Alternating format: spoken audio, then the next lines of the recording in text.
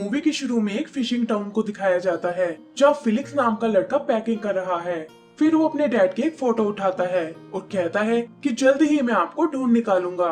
Felix यहाँ अपनी mom और छोटी सिस्टर के साथ रहता है। नीचे उसकी मॉम भी अपनी पैकिंग कर रही थी जो कुछ दिनों के लिए घूमने जा रही है। वो अपनी बेबी सिटर को कुछ इंस्ट्रक्शंस देती है जिससे बेबी का ध्यान रखने में उसे हेल्प मिलेगी। फिलिक्स ने उन्हें बताया है कि वो अपने फ्रेंड एलेक्स और उसके पेरेंट्स के साथ मॉन्ट्रियल सिटी जा रहा है और अपनी मॉम के आने से पहले ही वो वापस भी आ जाएगा। फिर अपनी मॉम के जाते ही वो भी निकल पड़ता है और हम उसे लाइट हाउस की ओर जाते हुए देखते हैं। यहाँ वो एक बूढ़े आदमी टॉम से मिलता है और उसे बताता है कि उसकी मॉम वेकेशन पर जा चुकी है और यही टाइम है जब वो अपने मिशन को पूरा कर सकते हैं। असल में टॉम ने उसे प्रॉमिस किया था कि वो उसके डैड को ढूंढने में उसकी मदद करेगा, लेकिन अब उसने अपना माइंड बदल लिया था। उसके हिसाब से जल्द ही वेदर बिगड़ने वाला है और इस वक्त समुद्र में जाना खतरनाक हो सकता है। वैसे भी फिलिक्स के डैड 2 साल से गायब है और पता नहीं वो अब जिंदा है भी कि नहीं। फिलिक्स को ये सुनकर बहुत निराशा होती है और वो गुस्से में वहाँ से निकल जाता है। आगे हम उसे एलेक्स के घर देखते हैं जहाँ वो प्लान बनाता है कि इस मिशन पर अब वो अकेला ही जाएगा और एलेक्स को वार्न करता है कि मेरे आने तक तुम्हें घर में ही रहना होगा क्योंकि मैंने सबको यही बताया है कि मैं तुम्हारी फैमिली के साथ मॉन्ट्रियल जा रहा हूँ। फिर वो एक रबर बोट लेकर निकल पड़ता है जहाँ उसकी पेट कैट रोवर भी उसके साथ है। सब कुछ एज पर प्लान चल रहा था, लेकिन लहरों के टकराने से उनकी बोट पलट जाती है और अब वो बीच समुद्र में फंस चुके थे। तभी वो एक बड़ी बोट को आते हुए देखते हैं जो असल में टॉम की थी और वो उन्हें बचाकर वापस लाइट हाउस में ले आता है। टॉम को उस पर बहुत गुस्सा आ रहा था कि उसे इस तरह अपनी जान खतरे में नहीं डालनी चाहिए थी, पर फिलिक्स को रोता देखकर उसका दिल पिघल जाता है और वो कहता है कि कल हम साथ मिलकर उस आइलैंड को चेक करने जाएंगे जहाँ तुम्हारे डैड लापता हुए थे। सुबह होते ही वो अपनी जर्नी पर निकल पड़ते हैं जहाँ टॉम का पैरेट भी उनके साथ है। फिलिक्स को विश्वास हो गया था कि जल्द ही वो अपने डैड को जरूर ढूंढ निकालेगा। टॉम देखता है कि फिलिक्स के बैग में ढेर सारा सामान है और कहता है कि इन फालतू आइटम्स को लाने की कोई जरूरत नहीं थी, ये बस तुम्हारा बोझ ही बढ़ाएंगी। पर फिलिक्स को लगता है कि टाइम आने पर ये उनके काम आ सकती हैं। उधर उसकी मॉम बच्चों को बहुत मिस कर रही थी और बेबी सिटर को फोन करके उनका हालचाल पूछती है। वो कहती है कि एलेक्स के पेरेंट्स ने फोन का कोई रिस्पॉन्स नहीं दिया और मुझे फिलिक्स की चिंता हो रही है।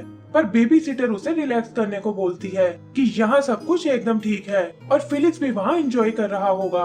उधर टॉम से पता चलता है कि फिलिक्स के डैड आइलैंड पर किसी खजाने की खोज में गए थे जिसे लेजेंड के अकॉर्डिंग एक मैजिकल स्पाइडर प्रोटेक्ट करता है। फिलिक्स उस खजाने के बारे में और जानना चाहता था, पर टॉम कहता है कि ये सब मनगढ़ंत कहानियां हैं और जरूर उसके डैड के साथ कोई और प्रॉब्लम हुई होगी। इसके बाद वो सब सोने चले जाते हैं। सुबह उनका सामना एक तूफान से होता है जिससे उनकी बोट के काफी सारे इंस्ट्रूमेंट्स खराब हो गए थे और चट्टानों में फंसकर वो एक जगह क्रैश हो जाते हैं। आगे का सफर वो एक रबर बोट से करते हैं जो जल्दी उन्हें उस आइलैंड तक ले आती है। बोट को छुपाकर वो ऊपर की ओर जाने लगते हैं जहाँ एक पेड़ पर टॉम के नाम का साइन बना हुआ था और फिलिक्स समझ जाता है कि वो पहले भी यहाँ आ चुका है। रात को टॉम अपनी स्टोरी सुनाता है कि 40 साल पहले वो अपनी गर्लफ्रेंड मैडेलिन के साथ यहाँ आया था। वो लोग भी उस खजाने को ढूंढना चाहते थे, लेकिन अगले ही दिन मैडेलिन कहीं गायब हो गई और आज तक उसका कुछ पता नहीं चला। टॉम ने उसे ढूंढने की बहुत कोशिश की, पर जल्दी उसे यकीन हो गया कि शायद अब वो जिंदा नहीं बची है। ये बताकर टॉम उसे आराम करने को बोलता है और खुद भी सोने चला जाता है। आगे हम एक नई कैरेक्टर मोर्गा को देखते हैं जो लोगों को अपनी बनाई फॉरएवर सिटी के बारे में बता रही है कि कैसे यहाँ उन सबकी लाइफ हमेशा के लिए बदल जाएगी। फिर वो ब्रूस और उसकी फैमिली को इंट्रोड्यूस करती है जो कि दुनिया की सबसे अमीर फैमिलीज में से एक है और कहती है कि ब्रूस इस सिटी में हमारा पार्टनर बनने वाला है। आगे वो ब्रूस को अपना प्रपोजल दिखाती है कि कैसे वो इस सिटी को एक पैराडाइज में बदलना चाहती है, लेकिन इसके लिए उन्हें बहुत पैसों की जरूरत पड़ेगी। ब्रूस पैसे देने को तैयार हो जाता है इस शर्त पर कि पहले तुम्हें मुझे ट्रांसफॉर्म करना होगा। मोर्गा के एडवाइजर को ब्रूस पर बिल्कुल भरोसा नहीं था कि वो एक नंबर का धोखेबाज आदमी है, पर मोर्गा कहती है कि हमें पैसों की सख्त जरूरत है, इसीलिए फिलहाल हमें उसकी हर बात माननी होगी। वो उसे एक ऑपरेटिंग रूम में लेकर आते हैं जहाँ मोर्गा एक सिल्वर स्पाइडर से उसे बाइट कराती है और कहती है कि जल्दी इसका ट्रांसफॉर्मेशन कंप्लीट हो जाएगा। कुछ देर बाद हम उसे स्टेज पर देखते हैं जहाँ वो बाकी लोगों को बताती है कि ब्रूस भी अब हम में से एक हो चुका है और जल्दी ही हमारी कम्युनिटी स्ट्रॉन्ग हो जाएगी। फिर वो ब्रूस को स्टेज पर बुलाती है, जो अचानक से 40 साल छोटा हो गया था, और पता चलता है कि ये सब उस स्पाइडर के मैजिक वेनम का कमाल है, जिसकी मदद से मोर्गा लोगों को यंग बना रही है। उधर टॉम और फिलिक्स चलते हुए एक गुफा के पास आते हैं, जिसमें कि एक सीक्रेट रास्ता बना हुआ था। अंदर उन्हें एक टनल नजर आती है और उसके थ्रू वो पहाड़ में बनी उस हिडन सिटी में आ पहुंचते हैं, जो सच में किसी पैराडाइज के जैसी थी। और उन्हें लगता है कि फिलिक्स के डैड भी उन्हें यहीं कहीं मिलेंगे। वहीं गेम खेलते हुए एलेक्स की रिमोट की बैटरी खत्म हो जाती है और वो उसे लेने सुपरमार्केट की ओर निकल जाता है। पर रास्ते में वो बेबी सीटर उसे देख लेती है और एलेक्स अनजाने में उसे सारी बात बता देता है कि फिलिक्स अपने डैड को ढूंढने उस आइलैंड की ओर गया है। वो तुरंत ये बात उसकी मॉम को बताती है, जिसे ये सुनकर बहुत गुस्सा आता है और वो कहती है कि मैं जल्दी से जल्दी घर वापस आ रही हूँ। वादे के अनुसार ब्रूस मोर्गा को उसके पैसे देता है और अब वो सिटी को एक्सपेंड करने के अपने प्लान पर काम कर सकती थी। टॉम और फिलिक्स भी छुपकर सिटी के अंदर आ गए थे, लेकिन वहाँ कुछ गार्ड्स उनके पीछे पड़ जाते हैं। फिलिक्स यहाँ साथ लाई अपनी आइटम्स को यूज करता है और वो किसी तरह उन गार्ड से बच निकलते हैं। फिर वो रोवर को फिलिक्स के डैड की कैब दिखाते हैं और वो उन्हें ट्रैक करता हुआ एक रूम तक ले आता है, जहाँ उसके डैड जैक को कैद किया हुआ था। जैक अपने बेटे को देखकर बहुत खुश होता है और वहीं फिलिक्स ने भी अपना मिशन पूरा कर लिया था। मोर्गा को भी उनके आने का पता लग चुका था और वो जैक के रूम में उनसे मिलने आती है। टॉम उसे देखकर चौंक जाता है और तब पता चलता है कि मोर्गा ही असल में उसकी खोई हुई गर्लफ्रेंड है, जिसे वो आज तक मरी हुई समझ रहा था। मोर्गा उसे अपनी सिटी के बारे में बताती है कि कैसे वो इसके थ्रू एक रेवोल्यूशन लेकर आएगी और चाहती है कि टॉम भी इस काम में उसके साथ आ जाए। तभी एक अर्जेंट कॉल सुनकर वो निकल जाती है और फिलिक्स और उसके साथियों को फिर से कैद कर लिया जाता है। वहाँ जाकर उसे पता चलता है कि ब्रूस के दिए सभी पैसे नकली थे और उसने उन लोगों को धोखा दिया है, और ये सुनकर मोर्गा को बहुत गुस्सा आता है। वहीं जैक फिलिक्स को अपने बारे में बताता है कि कैसे वो खजाने के चक्कर में यहाँ फंस गया, जहाँ से वापस जाने का कोई ऑप्शन नहीं है। तब फिलिक्स उन्हें उस टनल के बारे में बताता है जो कि उन्हें यहाँ से बाहर निकाल सकती है। तभी कुछ सोल्जर्स आकर टॉम को अपने साथ ले जाते हैं, जहाँ मोर्गा उसका वेट कर रही थी। यहाँ वो अपने पास्ट के बारे में कन्फेस करती है कि उस दिन जब टॉम सो रहा था तो वो बाहर पानी ढूंढने गई थी और इसी चक्कर में फिसल कर एक केव के पास आ पहुंची, जहाँ एक खजाने का बॉक्स रखा हुआ था।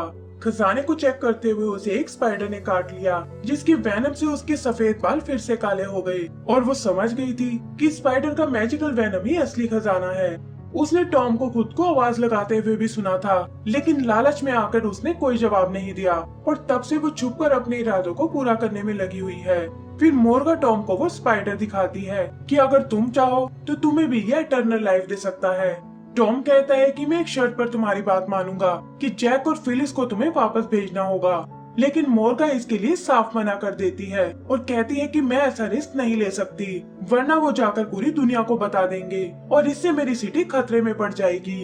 रात को सोल्जर्स टॉम और ब्रूस दोनों को किडनैप कर लेते हैं और सुबह पता चलता है कि टॉम अब 40 साल यंग बन चुका है और वहीं ब्रूस को मोर्गा ने एक बेबी में बदल दिया है ताकि उसके धोखे की सजा दे सके।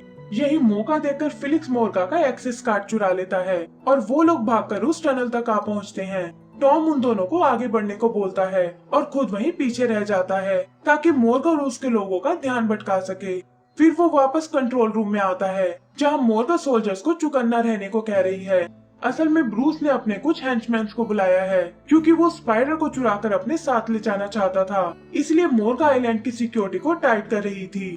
टॉम को लगा कि फिलिक्स और जैक कहीं पकड़े ना जाएं, इसीलिए वो मोर्गा की हेल्प करने का बहाना करता है ताकि सोल्जर्स को किसी तरह दूसरी लोकेशन पर भेज सके। पर उसकी ये चाल ज्यादा देर तक काम नहीं कर पाती क्योंकि मोर्गा को फिलिक्स और जैक के भागने का पता चल जाता है। वो टॉम की चाल समझ चुकी थी और सोल्जर से उसे अरेस्ट करने को बोलती है, पर टॉम किसी तरह उनसे बच निकलता है और सीधे उस स्पाइडर वाले रूम में आता है। उसने स्पाइडर को केस से बाहर निकाल लिया था और उसे लेकर वो सिटी से निकल जाता है। वही फिलिक्स और उसके डैड बोर्ड तक पहुंच चुके थे, लेकिन तभी वो सोल्जर्स वहां आकर उन्हें पकड़ लेते हैं। मोर्गा कहती है कि मैं तुम्हें वापस नहीं जाने दे सकती, वरना मेरा बना बनाया प्लान बिगड़ जाएगा। इस पर जैक उसे समझाता है कि अमर होना एक ब्लेसिंग नहीं बल्कि श्राप है और तुम्हें इस तरह नेचर से खिलवाड़ नहीं करना चाहिए। पर मोर्गा पर उसकी बातों का कोई असर नहीं होता। तभी टॉम वहाँ उस स्पाइडर को लेकर आता है और कहता है कि अगर फिलिक्स और जैक को नहीं जाने दिया तो वो इस स्पाइडर को आजाद कर देगा। मोर्गा के पास उसकी बात मानने के अलावा और कोई चारा नहीं होता और वो सोल्जर से उन्हें छोड़ने को बोलती है। तभी एक सोल्जर पीछे से आकर टॉम को पकड़ने की कोशिश करता है, जिसकी वजह से स्पाइडर का केस नीचे गिर गया था और स्पाइडर उससे बाहर निकल आता है। मोर्गा अपने लोगों से उसे पकड़ने को बोलती है और उधर फिलिक्स और उसके साथी उन सोल्जर से लड़ने लगते हैं। मोर्गा मौका देखकर उस स्पाइडर को पकड़ने जाती है, लेकिन रोवर बीच में आकर उसका बैलेंस बिगाड़ देता है और वो सीधा उस स्पाइडर पर जा गिरती है, जिससे कि वो कुचला जाता है। स्पाइडर के मरते ही उसके वेनम का असर भी खत्म हो गया था और सभी लोग अपनी रियल एज में वापस आ जाते हैं, जिसमें मोर्गा उसके लोगों के साथ साथ ब्रूस भी शामिल था। वो ये देखकर दुख के मारे रोने लगती है कि अब उसका सपना कभी पूरा नहीं होगा। टॉम वापस अपने टाउन की ओर जाने लगता है, जिस पर मोर्गा उसे अपनी मदद करने को बोलती है, लेकिन टॉम उसकी एक नहीं सुनता और उसे इग्नोर करके वो लोग निकल जाते हैं। आगे का सीन फिलिक्स के घर का है, जहाँ उसकी मॉम अपनी ट्रिप से वापस आ गई है और एक कॉल से उसे पता चलता है कि कोस्ट गार्ड ने उसके बेटे को ढूंढ निकाला है। वो लोग चेक करने पोर्ट पर जाते हैं, जहाँ वो इतने टाइम बाद अपने हस्बैंड को देखकर इमोशनल हो जाती है।